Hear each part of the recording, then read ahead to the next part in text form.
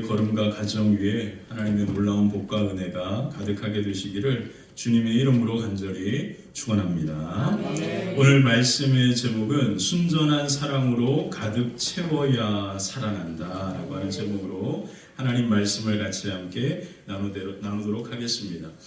예수님께서 정말 사랑하셨던 가정을 함께 살펴보고 있습니다. 이 가정이 바로 죽음에서 다시 살아난 나사로와 마르다와 그리고 마리아입니다. 이제 오늘은 우리는 마리아가 예수님께 향유옥합을 드린 그 놀라운 모습을 함께 살펴보겠습니다. 복음서에는요, 예수님께 향유옥합을 드린 이야기가 모두 기록되어 있습니다. 마태복음 26장에 있고요. 그리고 마가복음 14장에 있고 누가복음 7장 그리고 요한복음 12장에 나옵니다. 그래서 이 이야기들을 가만히 살펴보면 많은 차이들을 발견하게 됩니다. 그래서 이렇게 다양한 향유옥합을 부었던 사건이 일어났을 것이다 라고 생각하는데 이 이야기를 일치되게 한번 잘 보면 두 가지 이야기라는 것을 알 수 있습니다. 예수님께 향유옥합을 부었던 그러한 두 번의 사건이 있었던 것 같아요. 첫 번째는 갈릴리라고 하는 곳에서 있었던 그러한 사건입니다. 갈릴리라고 하는 곳에서 누가복음 7장에 보면 바리새인 시몬의 집에 죄 지은 여자가 향유옥합을 예수님의 머리에 붓는 그러한 사건이 일어납니다. 그래서 우리는 이 여인을 막달라 마리아라고 그렇게 이해를 하고 있습니다. 그리고 또 한 번의 사건이 바로 요한복음 12장에 그 이름이 바로 누구로 기록되어 있습니까? 마리아로 기록되어 있죠. 예수님 당시 때 이 마리아는 여성들의 이름으로 아주 흔한 이름들이었습니다. 예수님의 어머니도 마리아였잖아요. 그래서 이 마리아라고 하는 이름을 가지고 이 예수님의 동생 나사로의 동생 마리아가 막달라 마리아라고 이렇게 오해하는 경우가 있는데 막달라 마리아는 막달라 마리아고요. 예수님의 동생 마리아는 나사로의 동생, 죽은 나사로의 동생 마르다와 마리아 자매 이렇게 쉽게도 표현합니다. 마리아라 그러면 헷갈릴 수 있기 때문이죠. 근데 마태복음과 마가복음의 이야기는 이 요한복음의 이야기와 매우 닮아 있습니다. 그 사건이 베단이라고 하는 곳에서 일어났거든요. 근데 마태복음과 마가복음은 이 베단이라고 하는 곳에서 나병 환자 시몬의 집에서 이와 같은 일이 일어났는데 그 이름을 기록하지는 않습니다. 오직 이 향유옥합에 대한 이 이야기는 요한복음 12장에 바로 죽은 나사로의 동생 마리아라고 하는 이름이 등장합니다. 그래서 우리는 요한복음 12장을 통해서 향유옥합을 부은 여인이 마리아구나 라고 그렇게 알게 되는 겁니다. 그래서 우리는 오늘 요한복음 12장에 나와 있는 이 마리아의 이야기를 같이 함께 살펴보도록 하겠습니다. 요한복음은요, 베다니 잔치가 열렸을 때 예수님이 베다니로 오시니까 환영하는 잔치가 열립니다. 그리고 그곳에 나사로와 그리고 동생 마르다와 마리아가 함께합니다. 여전히 마리아는 열심히 일하면서 예수님을 잔치를 이끌고 가고 있습니다. 자, 마르다 대단합니다, 정말. 자, 마르다가 그렇게 하고 있는 그 상황 가운데 마리아라고 하는 그 동생이 예수님의 발에 향유옥합을 깨뜨려 붓는 그 이야기가 오늘 말씀에 나옵니다. 칼빈이라고 하는 유명한 신학자는요, 이 마리아가 향유옥합을 예수님의 발에 붓는 것을 가리켜서 위대한 신앙의 고백이다 그렇게 표현합니다. 성경에는 지난번에도 말씀드렸지만 위대한 믿음을 신앙을 고백했던 사람들을 이야기했습니다. 첫 번째가 마태복음 16장에 베드로가 나오고요. 그리고 우리가 함께 살펴본 마리아의 언니 마르다가 요한복음 11장에서 했고요. 그리고 요한복음 20장에 도마가 위대한 믿음의 고백을 합니다. 그리고 또 한 사람이 나오는데 그가 바로 마리아입니다. 마리아가 예수님께 향유옥합을 깨뜨려서 예수님의 발에 붓는 그것이 바로 위대한 신앙의 고백이라고 이야기하는 거죠. 베드로와 도마 그리고 요한복음 11장의 마르다와 같이 마리아는 향유옥합을 통하여 자신의 신앙을 위대한 신앙을 고백합니다. 마리아는 향유 옥합을 예수님의 발에 부음으로 예수님의 십자가의 길을 준비하고 있기 때문입니다. 예수님께서 죽은 나사로를 살리심으로 말미암아 유대인 종교 지도자들은 예수님을 죽이기로 결의했습니다. 요한복음 11장에 보면 나사로가 살아나는 사건의 끝에 이와 같은 일이 일어납니다. 요한복음 11장 53절 54절 한번 같이 읽어볼까? 함께 읽겠습니다. 이날부터는 그들이 예수를 죽이려고 모의하니라. 그러므로 예수께서 다시 유대인 가운데 드러나게 살지 아니하시고 거기를 떠나 인들 가까운 곳인 에브라임이라는 동네에 가서 자들과 함께 거기 머무르시니라. 아멘. 예수님께서 어디에 머무셨다고요? 자, 저를 잘 보세요. 집중하셔야 합니다. 자꾸 뭐 이렇게 움직이시면 딴 생각하시면 안 돼요. 중요합니다. 마리아가 향옥합을 이렇게 깨뜨린 이것이 위대한 믿음의 신앙의 고백이다. 왜 그럴까? 그것이 중요하단 말이에요. 우리는 자꾸 신앙생활을 입술의 고백으로만 거칠 때가 많습니다. 그래서 이게 전부라고 생각해요. 근데 마리아는 우리에게 그것이 전부가 아니고 위대한 신앙의 고백은 자기의 전부를 깨뜨려서 예수님께 나아가는 것이다 말하고 있기 때문에 그렇습니다. 정말 중요한 이야기입니다. 그러니까 움직이지 마시고 물도 마시지 마시고. 물을 왜 마시는 거예요? 말도 안 하시면서. 듣는데 목이 마르십니까? 그럼 귀에다 물을 부셔야지. 왜 물을 마시는 거지? 우리 화평교회는 너무 막 이제 예배 시간에 보면 너무 교회가 커가지고요. 고개만 돌려도 제 눈은 그쪽으로 탁탁 이렇게 막 향해 안 그러려고 하는데 보이니까 자꾸 시선이 이렇게 분산이 되게 만드니까 정말로 집중해서 말씀을 전해야 될 타임인데 살짝 그런 이제 모습들이 나타나면 이게 흐트러지거든요. 저도. 그러면 이게 텐션이라 그러잖아요. 텐션이 팍 풀어집니다. 그러면 혼란스러워지는 거예요. 그러면 이제 말이 어눌해지고 설교가 길어지는 거예요. 왜? 다시 텐션을 잡아야 돼요.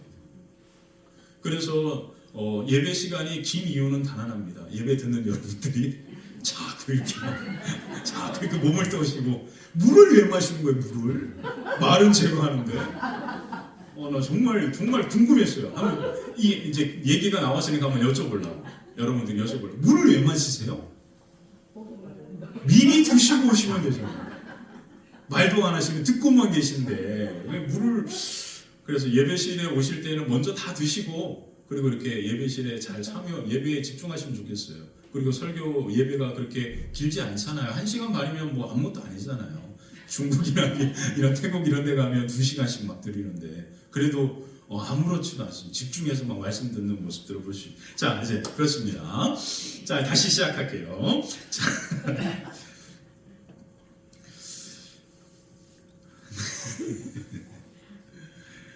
자, 예수님께서 죽은 나사로를 살리셨단 말이에요. 그리고 그 사건이 있은 다음에 예루살렘으로 가신 게 아닙니다.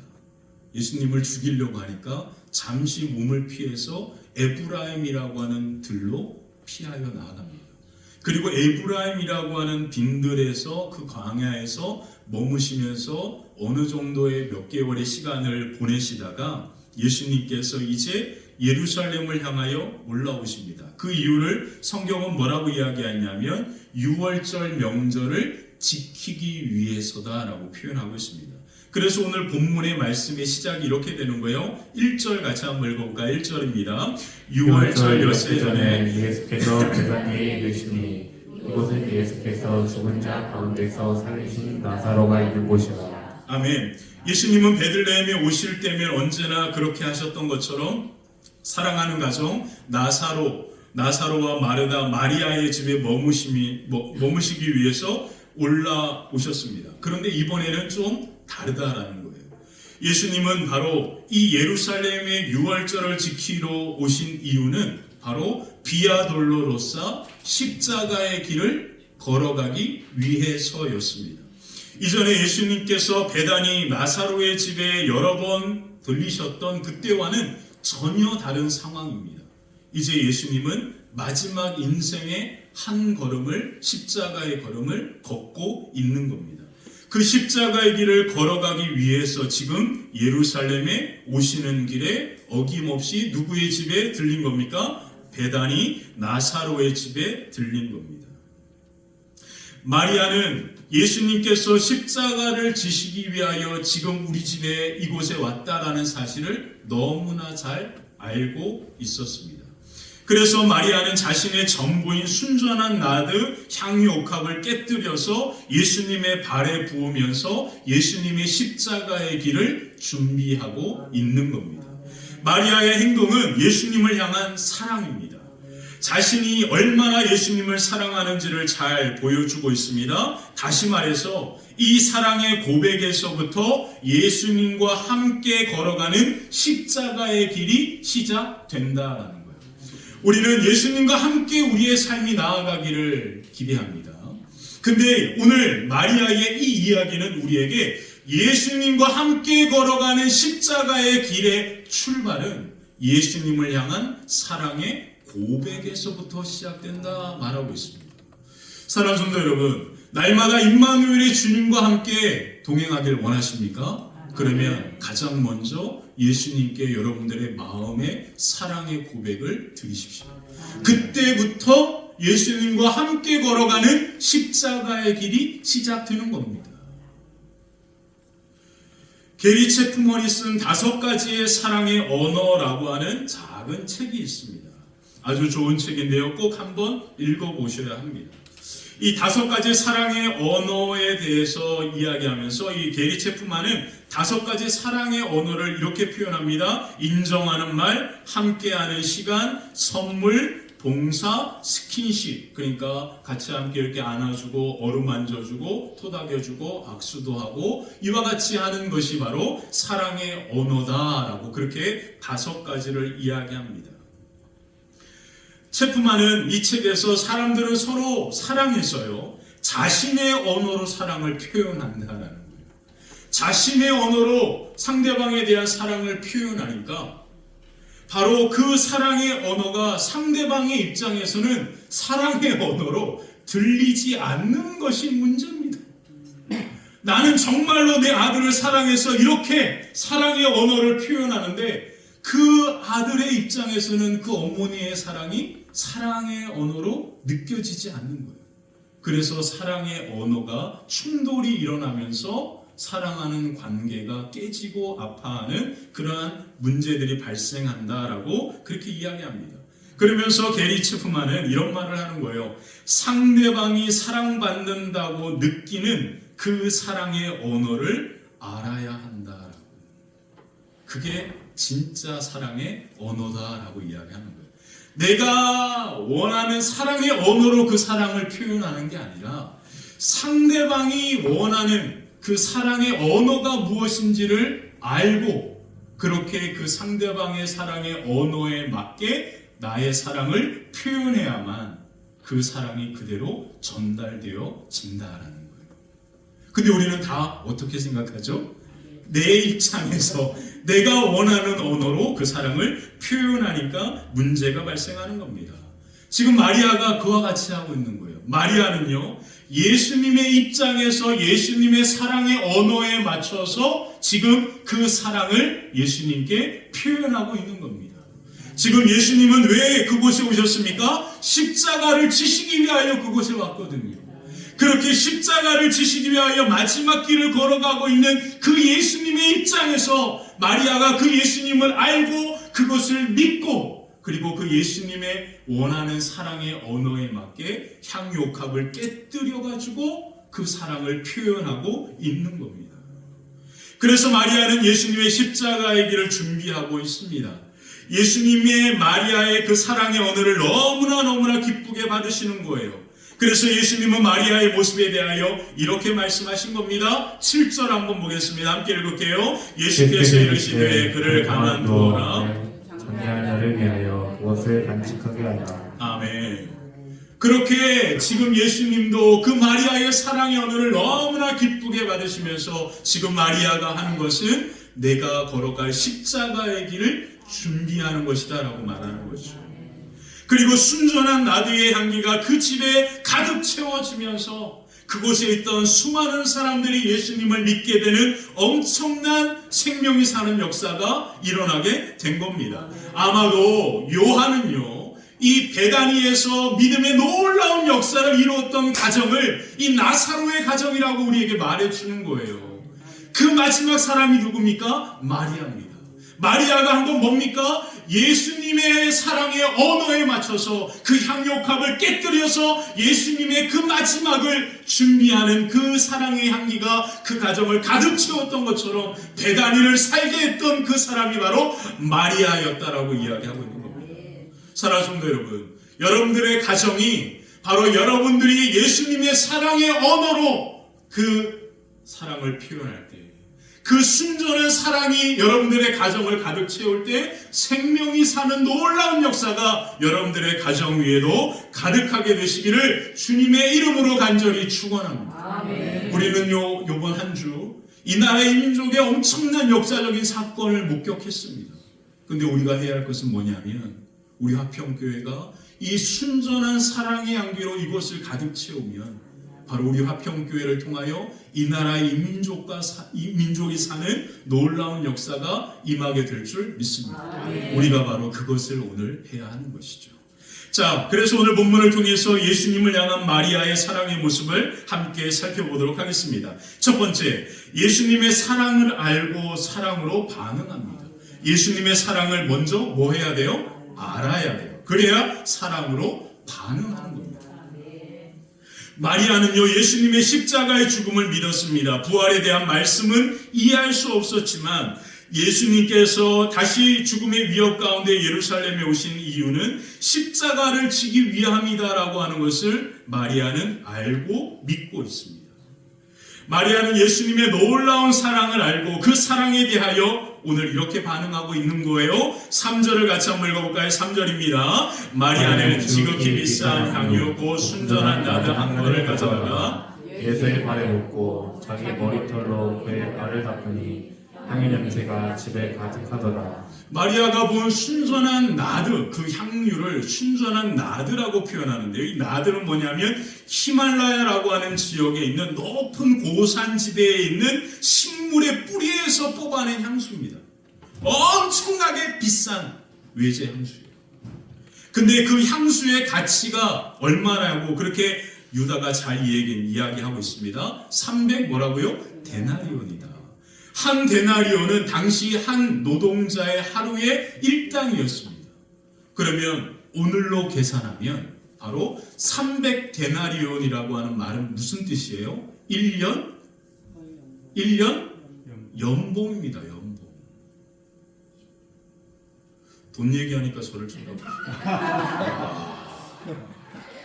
1년 연봉이라고 하니까 탁 쳐다보세요. 이야, 마음에 찔리신 분은 야, 1년 연봉이에요. 보통 이제 한 달 최저 그 연봉이 한 300으로 계산한다면 290 얼마잖아요. 300으로 계산하면 연봉 얼마입니까? 3,600 정도입니다. 그러니까 지금 이 마리아가 드린 이 순전한 나드의 가치를 이 3,600보다 더 높다라고 지금 표현하고 있는 거거든요.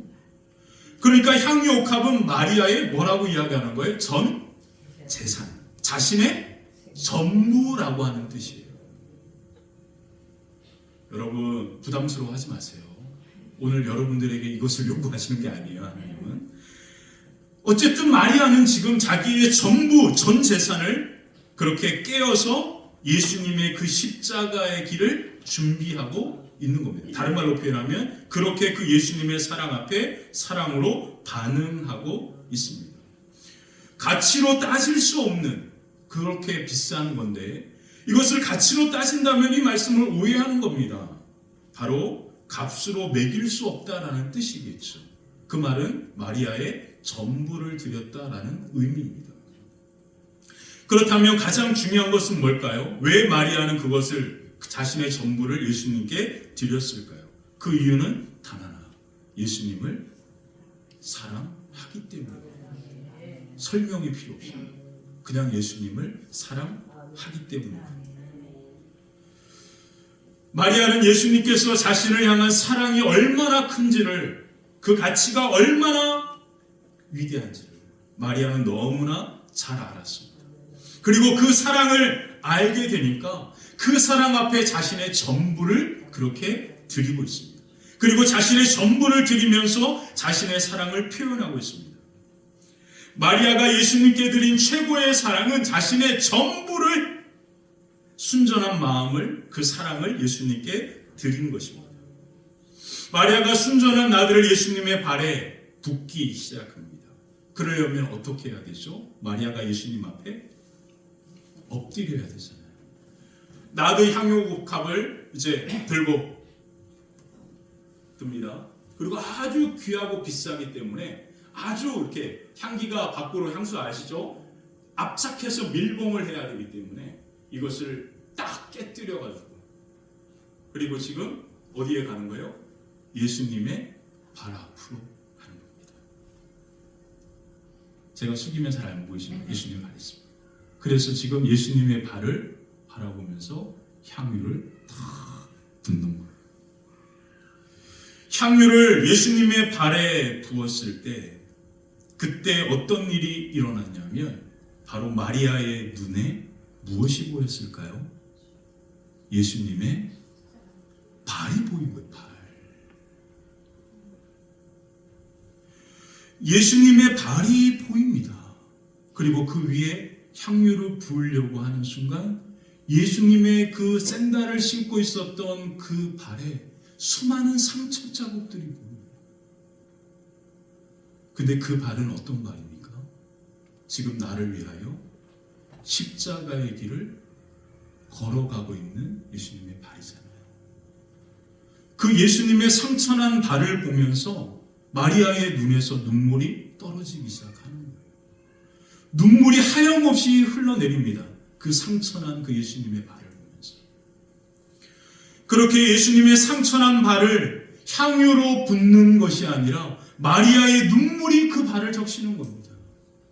그래서 그 발을 적시다 못해 바로 마리아는 자기의 머릿결로 그 예수님의 눈물과 향유가 엉그러진 그 발을 닦기 시작하는 거예요.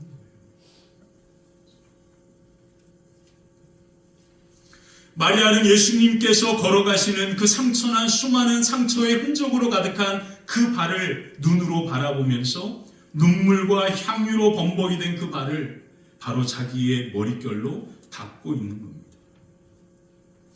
마리아는 예수님께서 십자가의 길을 걸어가시는 그 걸음이 나를 향한 예수님의 깊은 사랑이라는 것을 깨닫고 느끼는 순간 감당할 수 없어서 향유로도 부족해서 그는 그 발을 자기의 머릿결로 닦는 겁니다. 우리는 자꾸 비싼 향유에만 관심을 가져요. 근데 그 예수님의 발을 보는 순간 감당할 수 없는 거예요, 그 사랑이. 그래서 그 감당할 수 없는 그 사랑으로 할 수 없어서 예수님의 그 발을 자기의 머릿결로 닦기 시작하는 겁니다. 예수님, 주님, 이 발로 나를 위하여 십자가의 길을 걸어가시는군요. 그래서 마리아가 자기의 머릿결로 그 발을 닦는다라고 성경은 말하고 있는 겁니다. 마리아가 보았던 상처난 그 예수님의 발은 오늘 우리를 위하여 십자가의 길을 걸어가신 예수님의 발이기도 합니다. 우리를 향한 예수님의 가장 큰 사랑의 흔적, 그 흔적이 그 발에 담겨 있었던 것처럼 그 가장 큰 사랑의 흔적이 바로 십자가 아닙니까?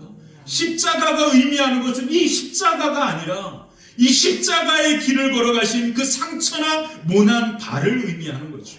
그리고 그 예수님은 그 마리아가 그 예수님의 상처난 발을 보며 눈물을 씌울 수밖에 없었던 것처럼 지금 그 발은 오늘 우리를 위하여 십자가의 길을 걸어가신 예수님의 발입니다. 그래서 요한복음 20장에 예수님이 어떻게 부활하시냐고, 내가 그 손에 못자국에 손을 넣어보고 그 옆구리에 창자국에 내 손을 넣어보아야 내가 믿겠다라고 도마가 얘기하지 않습니까? 그때 예수님이, 부활하신 주님이 그곳에 오시잖아요. 제가 한번 부활절 이후에 이 말씀을 다룰 건데 예수님께서 그 도마에게 뭐라고 말씀하십니까? 이렇게 말씀합니다. 도마야, 내 손가락을 이리로 내밀어 내 손을 보고 내 손을 내밀어 내 옆구리에 넣어보아라. 그리하여 믿음 없는 자가 되지 말고 믿는 자가 되어라. 도마가 그래서 그 예수님의 말씀, 상처난 예수님의 손과 발과 옆구리의 창자국을 눈으로 보고 나서, 그 상처의 흔적을 보고 나서 도마가 나의 주님이시여 나의 하나님이십니다라고 위대한 믿음의 고백을 합니다. 그때 예수님께서 그를 향하여 이렇게 말씀하시죠. 너는 나를 본고로 믿느냐? 보지 못하고 믿는 자들은 복되도다. 그것이 바로 우리들입니다. 우리는 비록 마리아가 보았던 예수님의 그 상처로 가득한 발은 우리의 눈으로 보진 못했습니다. 우리는 비록 도마처럼 손자국에 못자국이 난 예수님의 그 상처를 눈으로 보진 못했습니다. 옆구리에 창자국이 난 그 상처를 눈으로 보진 못했어요. 발에 그렇게 못자국이 난 예수님의 발을 우리는 보지는 못했습니다. 그런데 우리는 믿음으로 그것을 보고 있습니다. 마리아가 그 주님의 그 상처난 발을 봤을 때 하염없이 눈물을 흘릴 수밖에 없었고, 그것으로 부족하여 자기의 머리털로 닦을 수밖에 없었던 그 모습이 오늘 우리의 모습이 되어야 한다.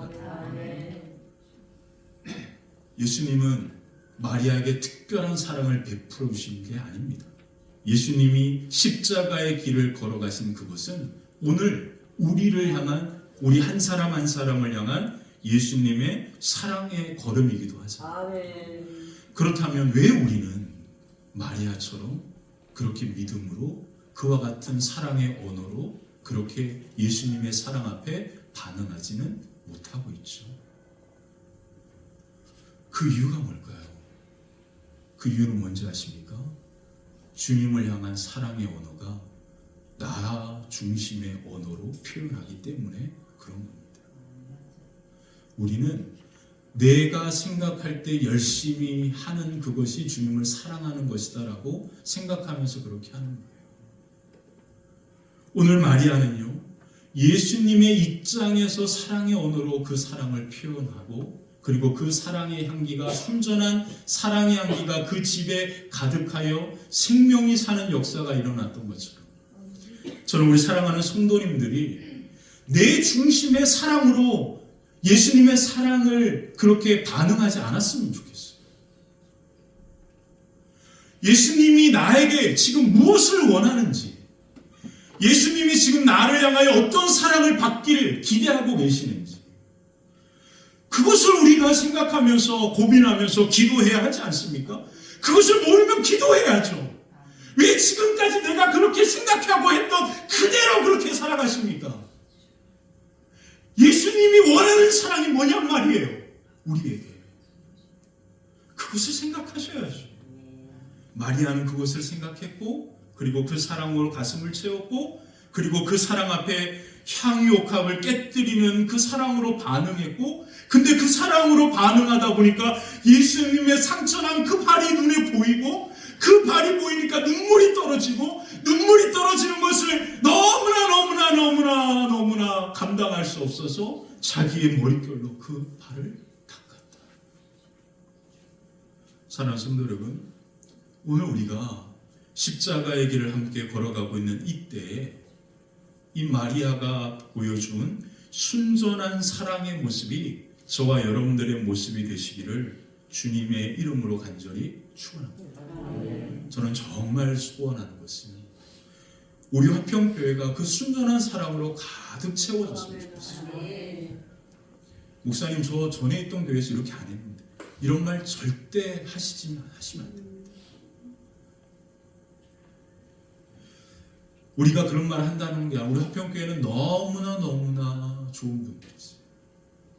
근데 오늘 우리 화평교회는 이 순전한 사랑으로만 가득 채워졌으면 좋겠어요. 저도 그렇게 하겠습니다. 예수님께서 저에게 받기를 원하시는 사랑의 언어가 뭔지를 저는 오늘도 고민하고 있고 계속 기도하며 고민하면서 걸어가겠습니다. 그리고 그 순전한 사랑으로 이 강단을 채우겠습니다. 그리고 그 강단에서 채워진 그 순전한 사랑이 여러분들 가운데 흘러가서, 저는 정말 소망하는 것은 우리 사랑하는 성도님들의 가정과 영혼과 그리고 마음과 심령과 그리고 기업이 다시 사는 역사가 함께 하시기를 주님의 이름으로 간절히 축원합니다. 두 번째, 예수님을 향한 사랑의 반응은 지금밖에 없습니다. 마리아가 순전한 나드 향유옥합을 드리는 것을 옆에서 지켜보고 있었던 한 사람이 있습니다. 그가 바로 유다입니다. 유다는 예수님의 제자들 중에 재정을 담당하는 역할을 했다라고 성경은 말합니다. 돈 관리했다라는 거예요. 근데 예수님의 그 제자들 중에는 돈 관리에 전문적인 사람이 한 사람이 있습니다. 그가 바로 세리마태입니다. 돈 관리에는 탁월한 사람인데 이 사람이 재정을 담당한 게 아니라 유다가 재정을 맡았다. 그 말은 무엇을 의미합니까? 예수님께서 제자들은 그를 사랑하고 신뢰했다라는 뜻입니다.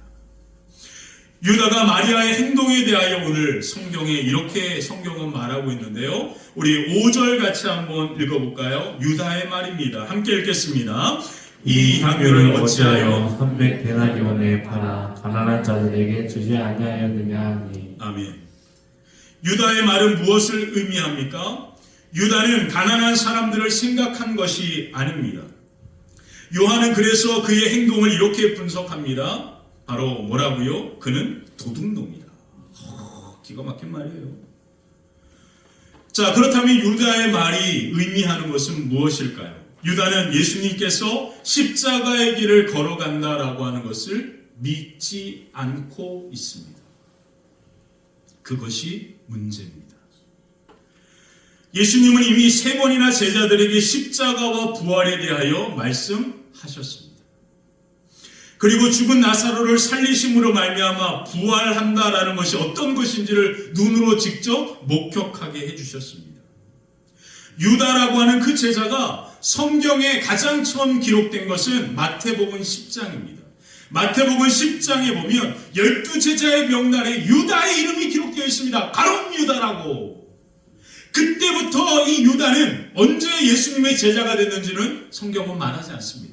어쨌든 마태복음 10장에서부터 예수님의 12제자로 갈릴리에서부터 함께 그 길을 걸어갔다라고 성경은 말하고 있습니다. 예수님과 함께 걸어가면서 예수님께서 이루신 엄청난 역사, 그 기적의 사건들을 눈으로 목격했습니다. 와. 예수님과 함께 걸어가면서 밤낮 먹고 마시면서 하나님 나라에 대한 말씀을 들었습니다. 그리고 예수님과 함께 진지한 이야기들을 여행 중에 함께 나누면서 어깨 동무도 하고 함께 웃기도 하고 함께 기뻐하기도 하고 함께 울기도 하고 함께 기도하기도 하고 함께 마음 졸이기도 하고 먹을 것이 없어서 마음 졸이면서 있을 때 오병이어의 기적의 놀라운 역사들까지도 다 목격하고 경험한 유다입니다. 아멘. 그러므로 유다는요, 예수님의 말씀을 너무나 많이 잘 듣고 경험했습니다. 근데 예수님께서 십자가를 지신다라고 하는 사실은 믿지 않았습니다. 사랑하는 성도 여러분, 우리는 신앙생활할 때 듣고 아는 것이 내 믿음이라 착각합니다. 근데 그것은 믿음이 아닙니다. 믿음의 시작입니다. 우리가 말씀을 듣는 순간 나의 믿음이 시작되는 거예요. 그래서 이게 믿음의 전부라고 착각하면 신앙생활 잘못된 겁니다. 그러면 마지막이 아주 위험할 수가 있습니다. 하나님의 말씀을 듣고 그 말씀을 아는 순간 우리는 어떻게 합니까? 그 말씀을 따라 살아가야 하는 겁니다. 이게 믿음 생활이라는 거예요. 그래서 신앙생활은 결코 쉽지 않습니다. 유다는요, 예수님께서 하신 말씀을 다 듣고 그렇게 알았습니다. 그렇게 알고 그렇게 들었지만 예수님이 십자가를 지신다라고 하는 지금 그 사실, 그 말씀은 믿지 않고 있습니다. 사랑에 대하여 이야기할 때 에릭 프롬이라고 하는 사람의 이야기를 많이 하는데요. 이분이 쓴 사랑의 기술, 아주 재미없는 책이 있습니다. 그 책에 보면 에릭 프롬은 이런 사랑에 대하여 이렇게 이야기해요. 사랑하는 것은 관심을 갖는 것이며 존중하는 것이며 책임감을 느끼는 것이며 이해하는 것이며 주는 것이다. 사랑은 나서 사랑해 이게 아니고요. 사랑은요 뭐예요? 관심을 갖고 존중해주고 책임감을 느끼고 이해하고 그리고 뭐 하는 거예요? 주는 거. 다 무엇을 포함하는 겁니까? 행동을 포함하는 겁니다. 행동.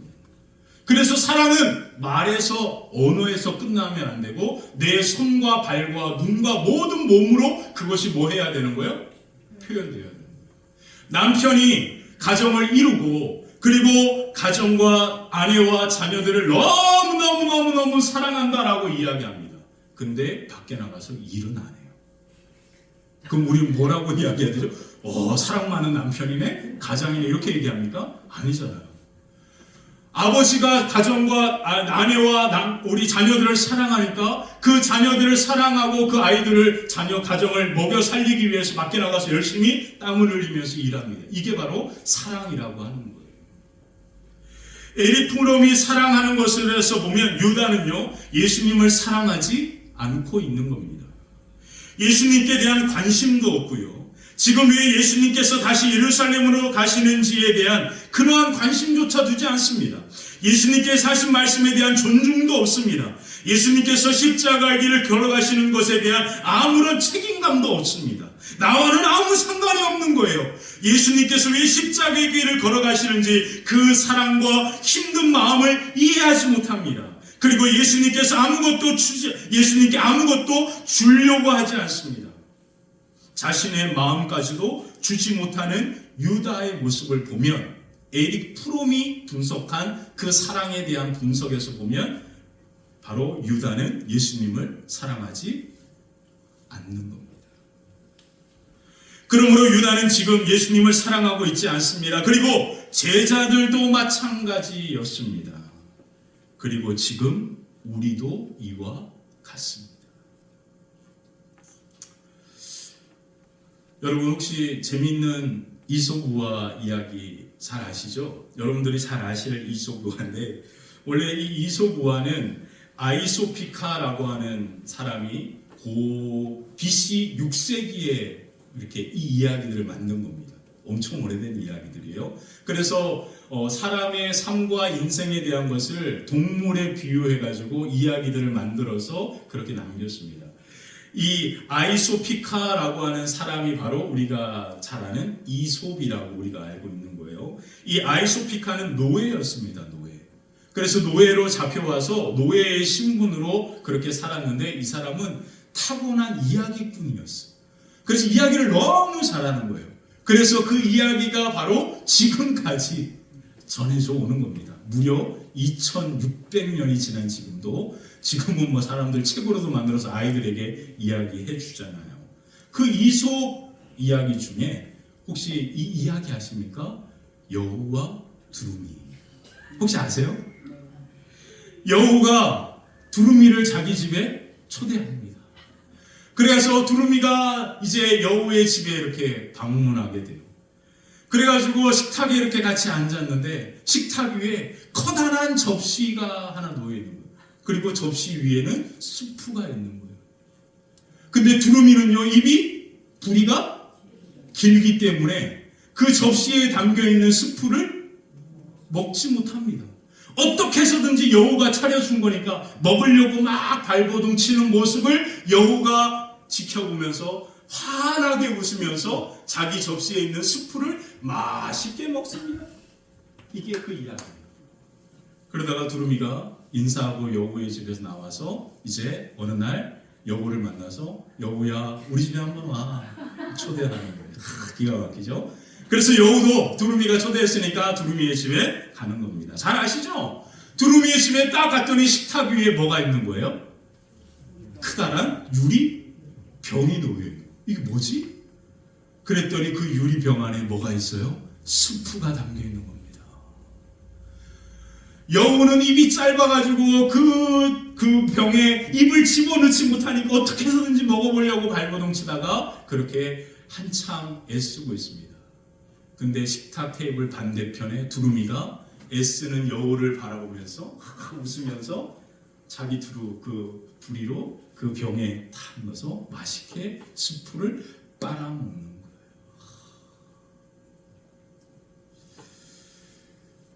너무 멋진 이야기 아닙니까?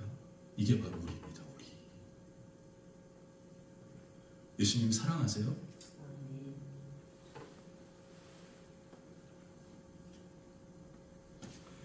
오늘 이 이야기가 여기에서 끝나면 정말 성경의 이야기는 가슴 아픈 이야기입니다. 아, 우리는 그렇게 하지 못하니까.